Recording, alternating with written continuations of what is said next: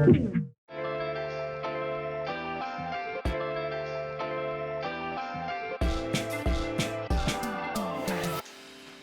and welcome back to Mind Over Matter, a TV show all about mental health.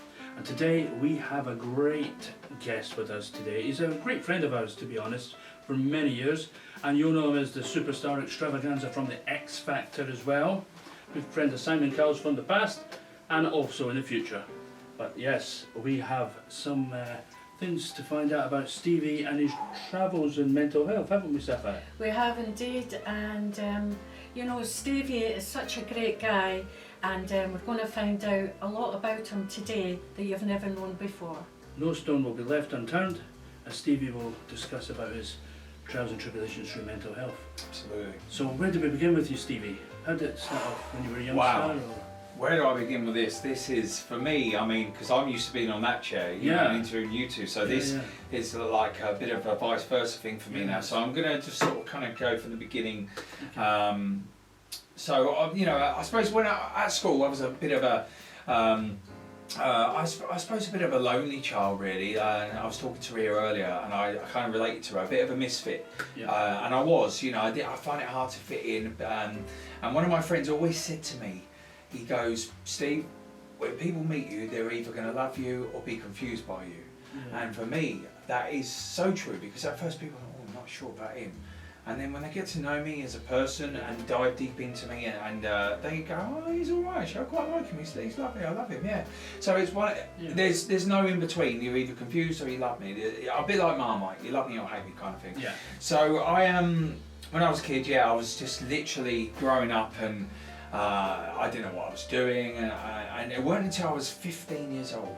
I was 15 years old, and I was in a production of Grease, my school musical, and I played Kaniki, and I sang "Go Grease Lightning, burning up the corridor," and it was brilliant, brilliant. I absolutely loved it. Everyone said I should be Danny. From then on, I thought, this is what I want to do in my life. I want to be a performer. I want to be an entertainer. I want to be on stage for a living and make people smile and happy. So that's what I've done. So this is where it gets interesting. So at 17 years old, I got into an acting school in London, a very well-known acting school in London. At 17 years old, I was the youngest possibly in the country to get in a 3-year actor course. Unheard of, really. You've got to be 18 and above, or at least have some life skills. I got in through just talent, not because of anything else. I had to dance, I had to sing, I had to act, a whole lot. Anyway, got in. Thought, brilliant. My mum and dad then put themselves into debt, like as in remortgaged the house for 30, I think it was like 30 grand, remortgaged the house, just so for me to go to drama school. So this is hard for me. So all is well, went to drama school, 6 months, everything's good, I was loving life, living life in London, shared with these people in this house. I thought, wow, I'm only 17, I'm like, wow. Just turned 18, and I was just like living life, studying well, doing it well, everything was great. And then, one night, it's amazing how one night can change your life, just like that, in all kinds of aspects, success, failure, disappointment, whatever it may be. So I was sitting down with my housemates, and I ordered, I don't know, it was a king prawn curry or something. It sounds funny at the time, don't get me wrong. And I was eating, and all of a sudden, I started to get like tight-chested. I was like getting really tight-chested, really bad tight-chested, and I was getting panicky. I was just sort of shaky a bit. I was sort of finding it hard to breathe. Phoned my old man up. I said, Dad, look, something's going on. I don't feel great. He said, son, don't worry, that you're just having a panic attack, don't worry, just breathe and calm down, you'll be fine. Thought nothing of it. Next morning I got up, still tight-chested. I was like, oh God, I don't like this. Anyway, this went on for like a couple of weeks, and all I wanted to do was just get home away from drama school. My head wasn't in it, I weren't feeling right, I just wasn't feeling great. So anyway, cut a long story short, I had to leave drama school. because of that reason. I weren't prepared for it mentally, physically. I was young, you know, I didn't have no life skills. I had talent, from what I think, but I just had no life skills. So I left drama school, and it was one of the biggest regrets I had in my life, because I let my mum and dad down. I felt, you know, 30 grand remortgage, and they've kind of pretty much lost that money. So I quit drama school as an actor, but they say everything happens for a reason in life, don't they? So it just got worse and worse after that. When I left drama school, I couldn't leave the house or go on a train. I thought I was going to die. I thought I was going to have blood clot, a heart attack, whatever it may be. I could not leave the house, like, and go on a train.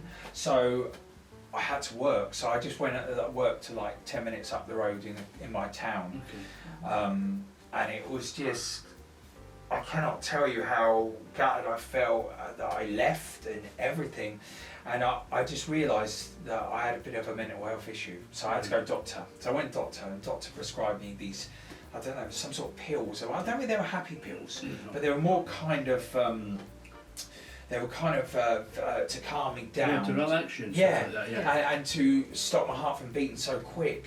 But every week, without fail, I used to go and see the doctor. I've got this wrong with me. I've got that wrong with me. I've got this wrong with me. I've got that wrong with me. So anyway, so right, I'm gonna recommend you for a counsellor, you know, a psychiatrist or whatever it was. So I was like, okay. So for a year, I went to see this psychiatrist, and I explained what's wrong with me, and she said, yeah, you've got mental health problems and panic attacks, I think she said, and anxiety as well on top of that. And you can imagine the anxiety, all three really. I was like, what's going on? What is going on? Yeah, because they do come in hand, don't they? The all three. All three combined, and you can imagine how that is. It mucks your head up. So a whole year, and I didn't have the confidence to go out anywhere, even going out on a nightclub to sit with my friends. I just wanted to go home. I wasn't enjoying it. I couldn't enjoy it because I thought, I'm gonna die. I'm gonna have a heart attack. You felt safe behind closed doors. Behind in my house with my parents, it's like a safe haven. So when you do eventually, you know, leave the house, you're like, oh no, something's going to happen to me. Did you have anybody there to support you through the bad times when you were outside? Yeah, I had my parents, I had all my loved ones, I had my family, I had, and I also had the counsellor as well to help me through once a week, but this is when it got interesting, because I thought, I can't go on like this anymore, I can't. No. I left drama school in a really bad way, almost. And anyway, I got offered, I thought, fuck it, I know, excuse my French, I know what I do. I'll go and be an entertainer at a holiday park. That's what I do. So I literally auditioned for this holiday park, and then got back home. There was an answer phone. There was like a voice note on the answer phone, and funny enough, it was a job I turned down previous because I didn't want to leave home. Anyway, this is a job for, I called for Stevie. We wonder if you want to do a summer season at Pontins this year. And I said to my parents, look, I've got to do this. If I don't do this now, I'm always going to be never leaving home. You're going to be stuck in a rut. Basically, trapped in my own head. And forever having anxiety and no confidence of leaving home. I said, right, I've got to do this. I've got to do this. And so I took the plunge, and believe you me, I went there, I took the plunge. It was so hard for the first 2 months, obviously being away from home and not knowing really many people at that camp. It was great, it was so hard, but you know what? I found peace within myself. I got confidence back. And if it weren't for Pontins, I still say this to this day, if it weren't for Pontins, I would have never been in the position I am today. So that call was vital towards your health. Absolutely. And it saved you as well, didn't it? It did. It absolutely saved me, because otherwise I would still be in the same position. So Pontins saved my life, my confidence. And it got me to where I am today. Obviously, X Factor, Celebrity Big Brother, amongst other things, you know. And I always say to people now that want to go in this business, you want to go into this business, go and do a couple of seasons at Pontins, Butlins, or whatever, Haven. You will learn everything, and you get confidence. You learn to work an audience on a microphone, everything. And I always say that. I said that to my daughter. Go and be a trooper. You'll love it. Because she wants to go into the business. Can I ask, when you were doing all that at Pontins and stuff like that, singing and that, did you still stay on the pills, you know, from the doctor? I come off like all that kind of calm pills. I literally, in fact, I almost jacked them in as soon as I went to Pontins. I thought I'm not gonna do this anymore.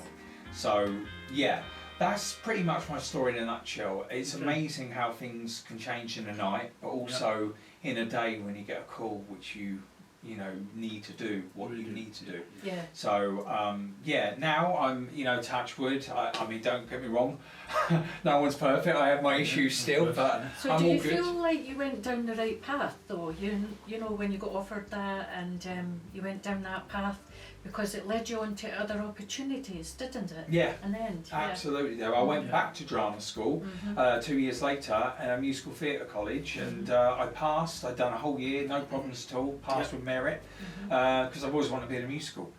Something I've never done yet, but not West End anyway. So that was pretty much me, and now I'm here with you two. Yeah. I've done a bit of presenting earlier. I'm doing bits and pieces. And your mindset is focused on everything you want to do now. You've got the goals set in motion, and that's the most important thing. Absolutely, 100%. I know what I want now. I know what I need to do. I'm 43 years old. I'm not getting any younger. I'm getting older and uglier, if anything. So watch this space. Well, you're a beautiful guy, and we loved having you as much as you've loved having us. Lovely. This is Mind Over Matter with Zed and Saka, and of course a great friend and our guest and our co-host as well, Stevie Ritchie. Gosh. God bless. And thank you for sharing your story with us today. Very much. Thank you very much, guys. Stay tuned for more on this fantastic channel. This is Mind Over Matter, episode 6.